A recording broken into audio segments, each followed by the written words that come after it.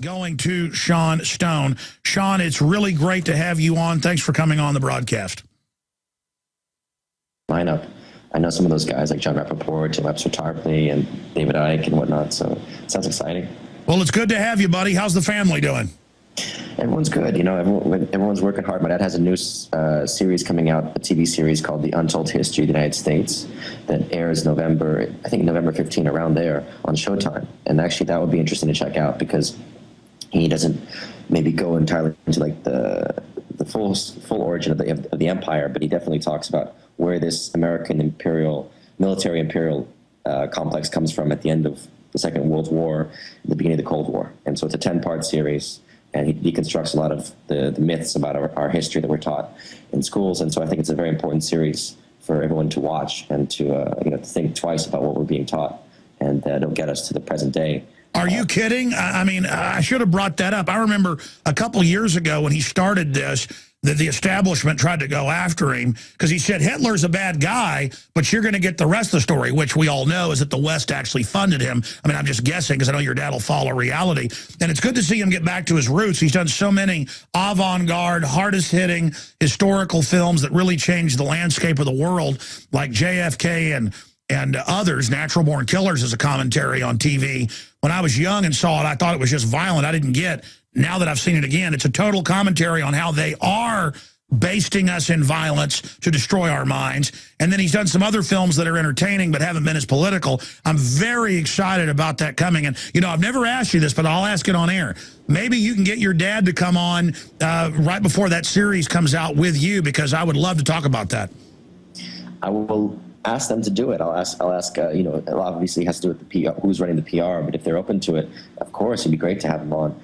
And he'll talk about, you know, it's been a 4-year journey for him. I worked with him as an editor on it for about 1 year of those 4 years. So you can imagine it's, you know, it's a tremendous undertaking. But history is tough. You know, you want to get it right. And he's also got a book that's being published in conjunction with the films. So it's Oliver Stone's Untold History of the United States with Peter Kuznick as the co-author. Kuznick is an American University history professor. So the two of them are issuing the book simultaneously. Well, so wild horses couldn't drag me away. In fact, yeah, time compresses. It was 4 years ago they attacked him. Seems like 5 minutes ago. Briefly, before we get into the new TV show, some of the other things you're working on, your take on Iran and the fact that they're now cutting them off cable and satellite in Europe. They haven't done that before. That means, you know, the 3 aircraft carriers are lining up. This could be the big one. Sean Stone joins us. Son of Oliver Stone, filmmaker in his own right, and really a powerful contributor, co-host, co-guide in the new Jesse Ventura, Sean Stone, Tyrell Ventura show coming out. What is it, November 7th? But let's get back into that. Going from memory, I mean, give us a sneak peek, as much as you can tell us about your day, that you also worked on some of the things that are covered. You know, an important point that it's the point of departure is really that FDR's death at the end of the Second World War, and the fact that Henry Wallace, who was his vice president until '44, when the Democratic bosses, party bosses, basically forced Truman in at this convention, and it's very conspiratorial the way that it was done to get Truman to become the vice president. So when FDR dies, Truman takes over, and he puts us in this trajectory, which is to ally with the British Empire. And that was not FDR's policy. FDR was very much steering the road between the Russians and the British, weary of both, but able to handle Stalin, and Stalin trusted him fundamentally. So, you know, we never were supposed to follow this British imperial Cold War policy of fighting the Russians, so-called. And, you know, the point of departure for the series is the dropping of the atomic bomb was the first shot of the Cold War, as a warning to the Russians not to intervene in the Japanese theater, and not to basically challenge the West in any kind of traditional form of combat. So it's, you know, it begins there, and then it goes through this whole expansion of the military-industrial complex, the insane proportions that we're at now. You know, what, over 60% of our fiscal year budgets are, you know, devoted to military purposes and expenditures. And so he just talks about how this escalation has completely bankrupted us, you know, as well as why, you know, the motivation for it. Now, memory blurs, and then we'll get off this subject, but I am intrigued by it because I remember going, wow, like 4 years ago, oh, they're going to make this series. Wow, that'll be really powerful because Oliver Stone does amazing research with his team. But I remember that criticism when he said, yeah, Hitler was bad, but, you know, we're going to tell the rest of the story. And the media seemed real scared by that and tried to spin it. But I know the real history, so I'm guessing you guys went there. But it's on record British intelligence and others funded Hitler. They didn't really control him, but they funded him knowing he would wreck things so they could pose as saviors. I mean, is that covered in the series? It should be part of it. I mean, it was at the time that I was working on it. I'm not sure to what extent, you know, each episode obviously has to have a narrative and covers a lot of ground. So I'm not sure how much detail they get into, but definitely it talks about especially the American bankers, financiers that were involved in the rise of the Nazi Party. And also, you know, the fact that FDR really was opposed to that faction and, you know, investigating them, especially the Rockefellers, people like this, you know, he's constantly... Sure, the McCormick-Dickstein Committee. I mean, this is all on record, just nobody knows it. Yeah, exactly. It's not like it's your dad's opinion. I mean, it's, you know... No, exactly. And the point is Anthony Sutton wrote about it, and then you had guys like Loftus, John Loftus, and Ahrens with their books, The Secret War Against the Jews, talk about this stuff.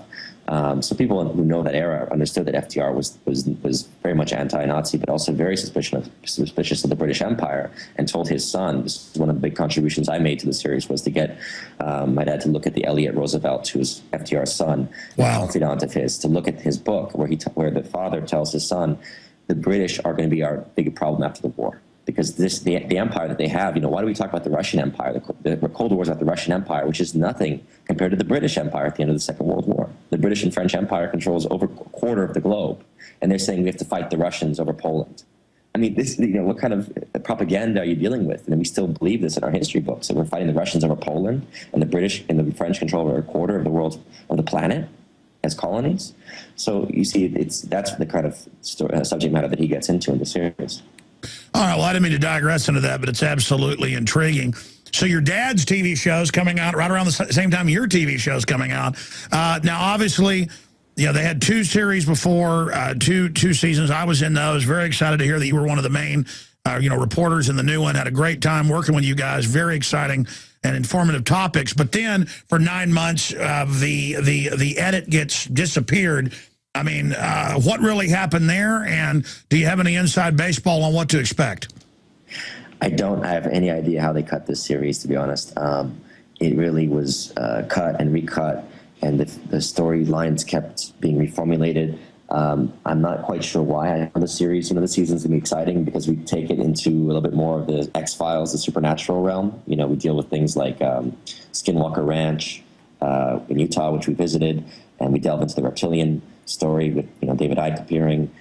We delve into time travel and other, you know, much more mysterious side of the overall conspiracy.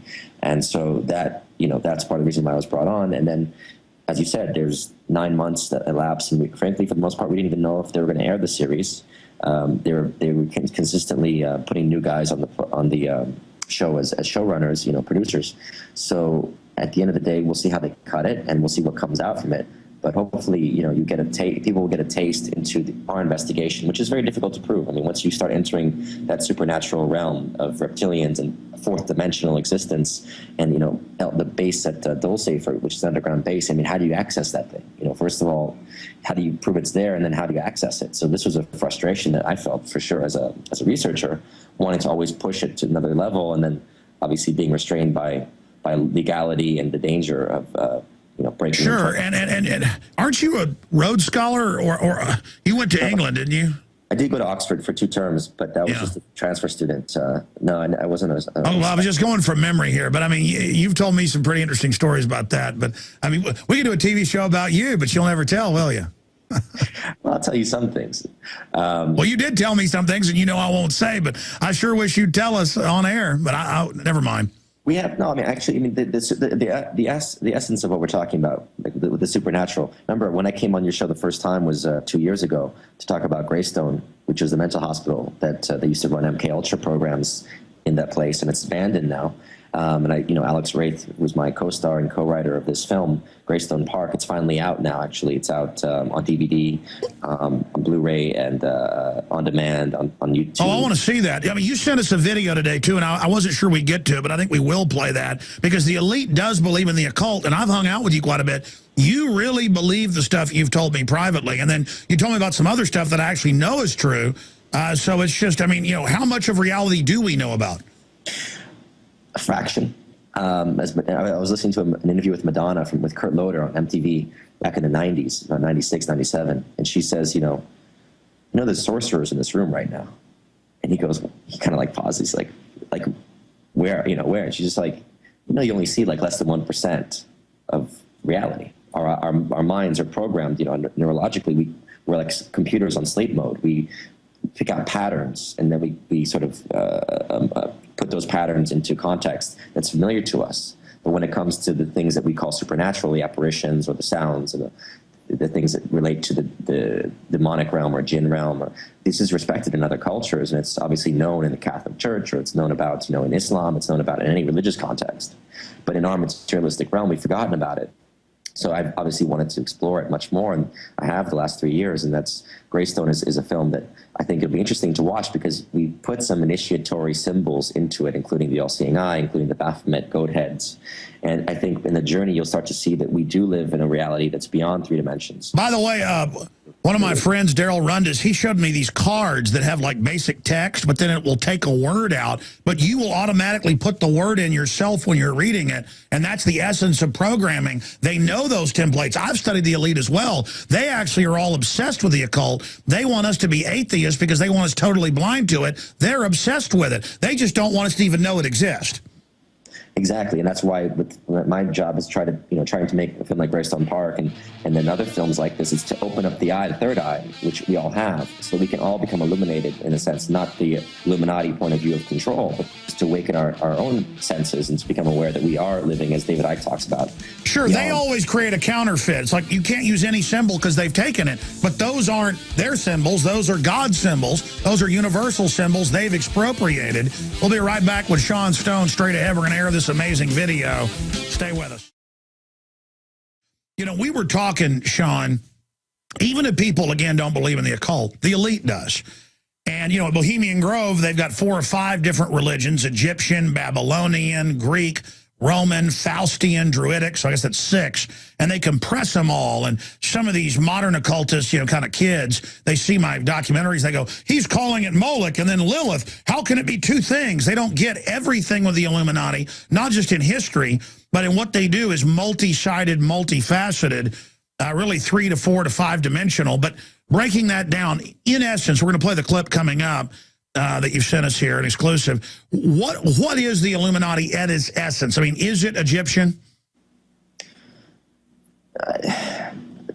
That's the question, isn't it? As I understand that most of the Western Illuminati is based on more Egyptian practices, Egyptian witchcraft, but not witchcraft. I mean, it's what we call witchcraft. It's their priest caste. Moses was part of that. Remember, Moses was trained by the priests of Egypt, and before he takes his knowledge and creates the modern, Jewish tradition.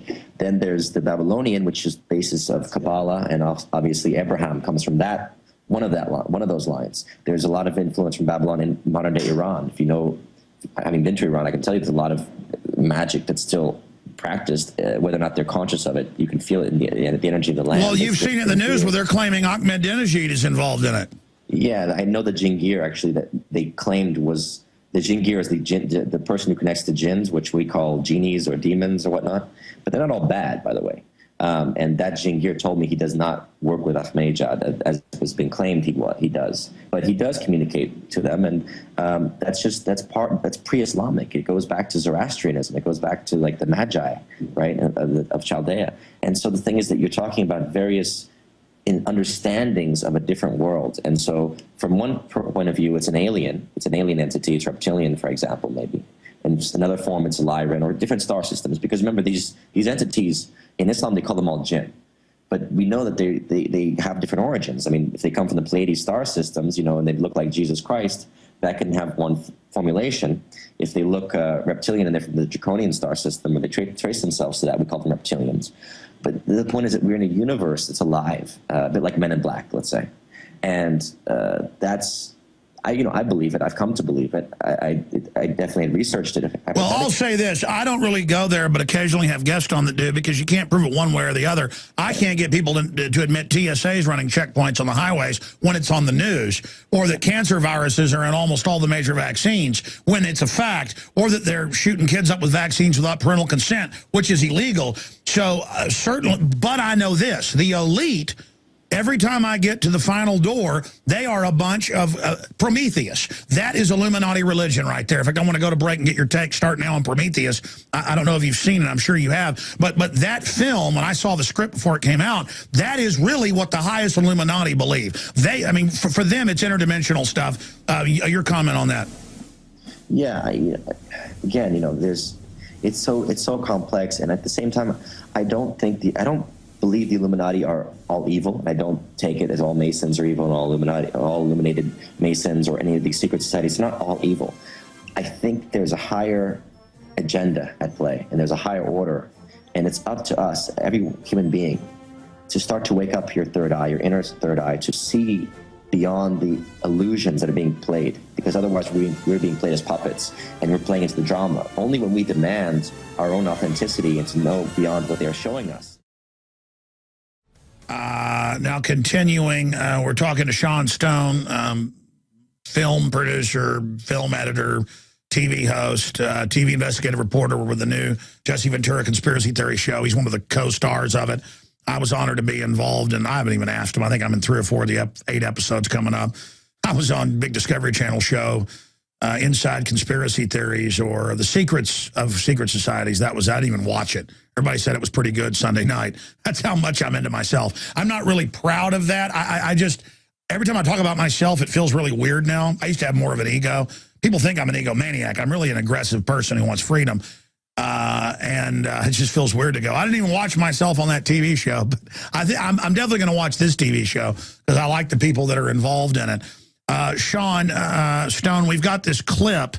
Again, I don't normally get into a lot of this stuff, but you say you've been getting harassed and stuff. You're a prominent person, and I would guess that when you get these spoof 666 calls, we've had the NSA call us, and it says NSA, and we call the number back, it is the NSA. But I think that's someone spoofing it. So, what makes you think with the harassment, you and your associate who've now put out this film about Greystone, that this isn't PSYOPs harassing you, sir?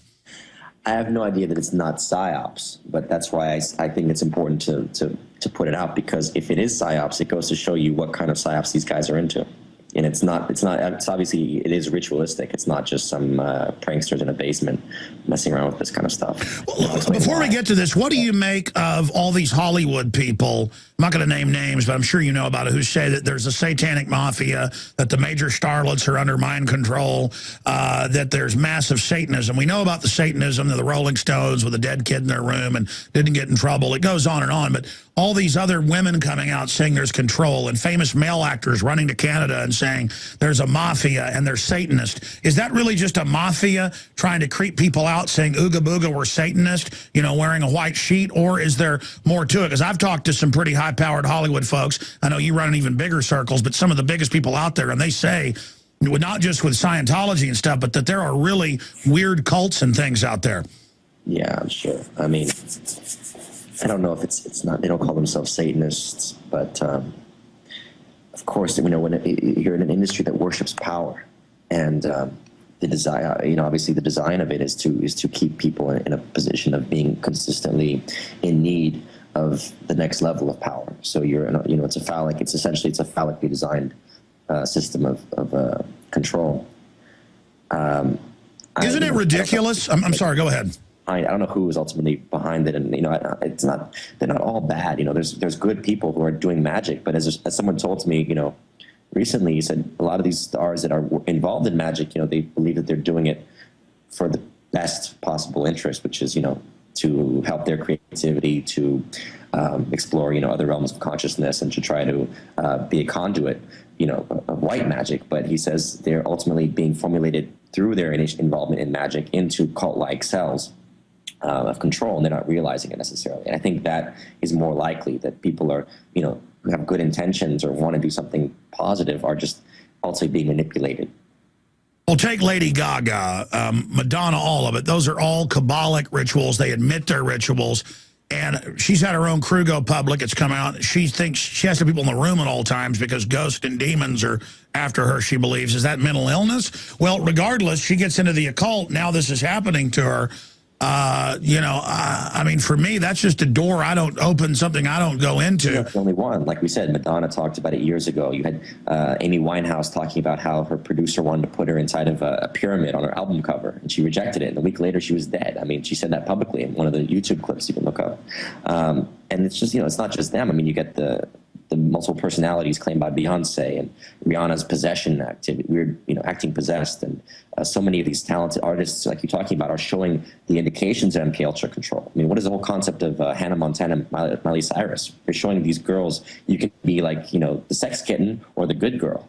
And they're still, you know, you're promoting multiple personalities in these people. It's not like overt, but it's there. Well, here's an example.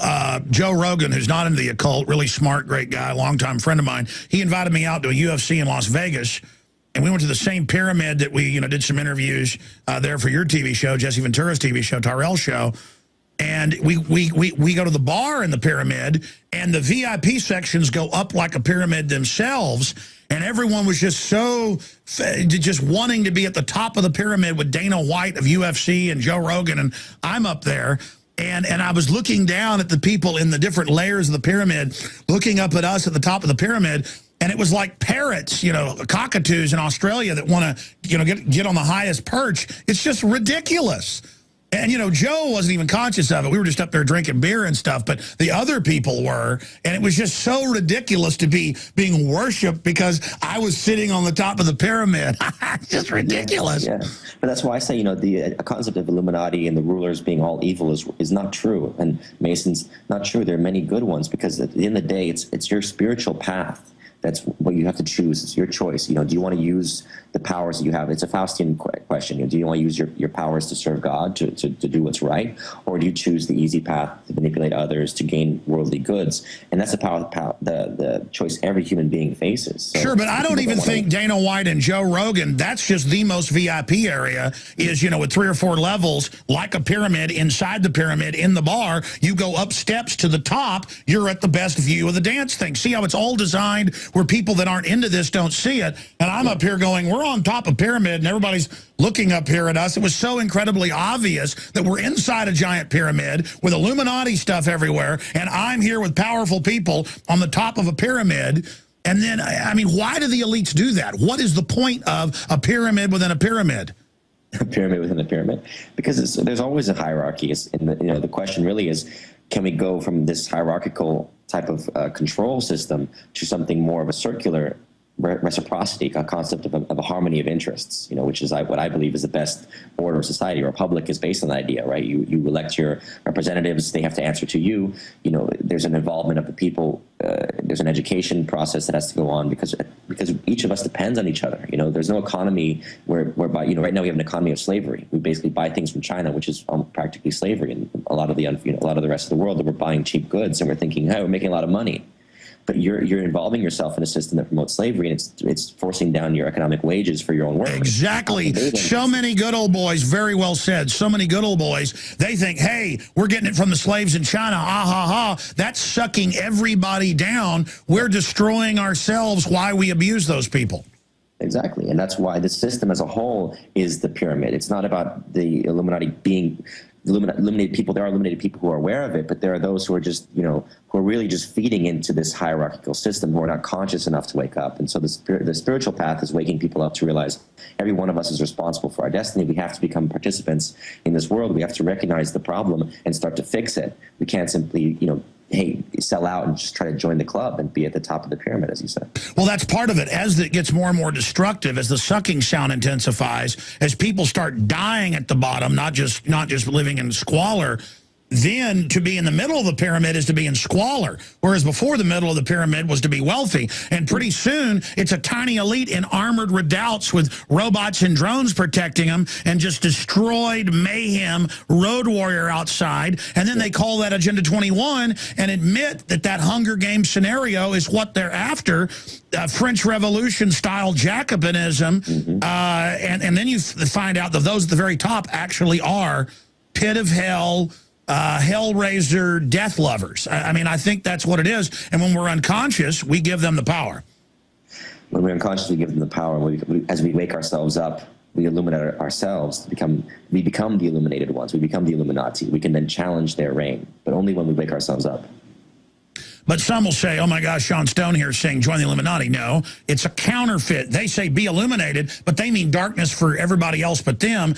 But they're still not illuminated, or they would not be trying to hurt people. They are the ultimate victim of their own con. When all illuminated means is you really see the big picture, you're outside the box. You know, there's an interesting thing. When Dark Knight Rises came out, I'd heard that word in my head for some reason in the consciousness 3 years ago, rise. And when I got phone calls over the years, it was always from what they called themselves the fallen angels, right? The fallen who'd fallen with Lucifer to earth and were bound here. And I said to them, rise, you can come back to God. And I think that was a symbol that was being sent out. The Dark Knight rises, right? The Dark Knight are like the fallen angels with the wings, right? And so, but there's always there's a positive side to it, which is that the idea that the fallen can return home to God, and the negative side of it, which is like the Aurora mass shooting, promoting the dark night, which is night itself, as opposed to a golden dawn. There's like a very interesting symbolism going on. So there's a war. Aurora was where the shooting took place around the dark night. Aurora is the goddess of the dawn. So that's the golden dawn. The dark night is the place of the shooting. Oh, that was clearly a ritual. But take Bane in the first scene, whenever the aircraft is hooked up to the other one, they're about to kill everybody on board. And the minion, he says, minion, you've got to stay here and kill yourself so there's an equal number of bodies. And the guy's happy to be sacrificed. So they're telling you this is a willing sacrifice, you know, the best kind for the dark occultist. And he says, there's a fire coming. Yes. And he says, fire goes up. And again, that's rising. The demons are going up. And then they go up. They go up into the sky. The angels are coming back up. There's a fire coming. Fire goes up. You're absolutely right. That was all a ritual. There's a lot involved in all these things, all these films. You know, you see it in Spider-Man films. You know, the triangles all over the place. The devil sign that he's throwing. The last Spider-Man, the guy thinks he's going to the next level of evolution, becoming a reptoid. Reptilian, of course, yeah. There's all these things that just, you know, it's fun because it's like how the human mind is evolving, and they're planting the messages they want you to think about. And so it's, as I said, it's time for us to wake ourselves up, to start to listen and really think about what's being shown to us, and conjure an alternative route or a counter.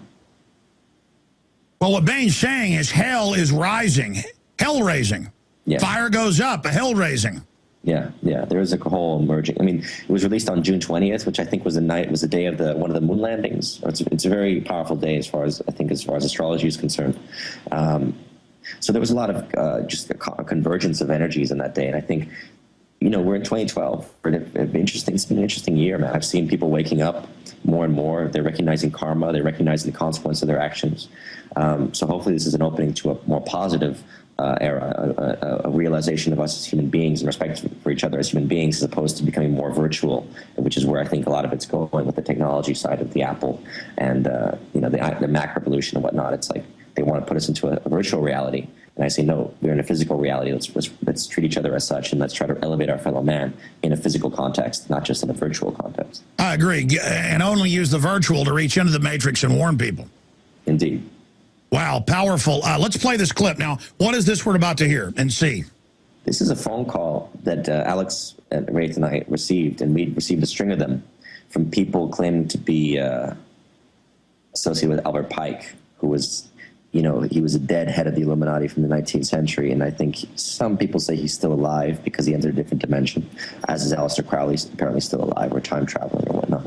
But this was a group that was associated with him doing a ritual, calling us to try to basically tap into an energy, because we're working on our next film project, and they're basically trying to tap into the energy that we're creating, which is a positive, cheerful comedy, of the fist, raising the fist, which is basically the old symbol of revolution and resistance, right? We want people in the streets again. We want to have real characters in film. We want to enliven the spirit, and they're trying to tap into it and create a darker energy around us. And so that's what they did by calling us and doing a ritual. You'll hear this ritual that they're performing. They're trying to basically steer our energy in a different direction, a negative direction. All right, let's go to that clip. Here it is. The dark fist rise?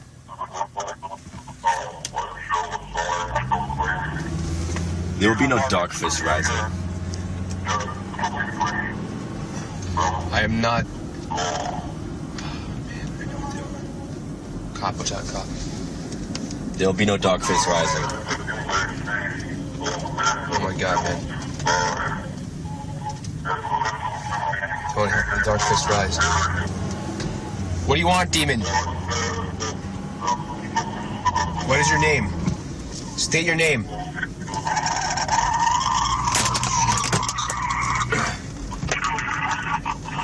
In the name of God, you are banished. You should pray. I am. What prayer do you know? State your name. Fuck. Just say a prayer. Focus on the prayer. Focus on the prayer. Focus on the prayer. Focus on the prayer.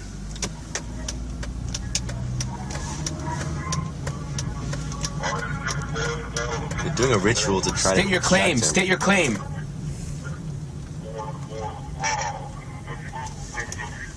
Calling Ball. State your claim, demon. Ball's not gonna come help them. Ball's gone. All right, and you're showing the phone there because you kept getting these calls, so you videotaped it, and it's a few numbers and then 666, 6666 or whatever. And I mean, somebody could have spoofed that, obviously, but the point is you got weirdos messing with you.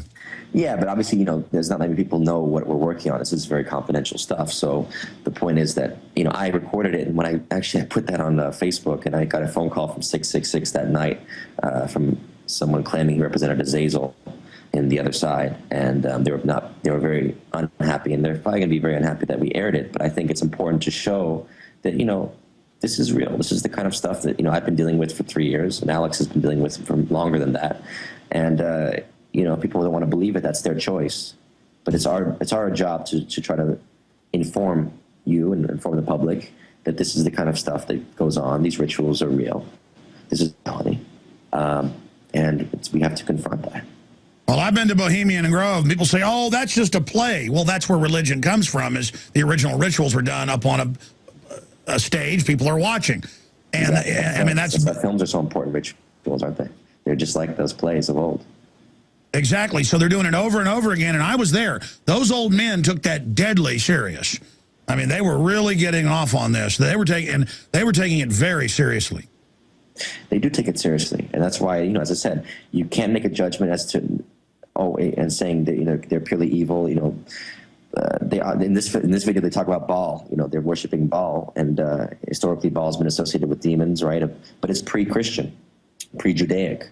So there's an origin to it, and you have to have a respect for these entities that you're dealing with, and we have to inform ourselves and enlighten ourselves. I don't think it helps to just write everything off as demonic, but to just let's start to talk about this, and let's become more informed as to what they're doing and why.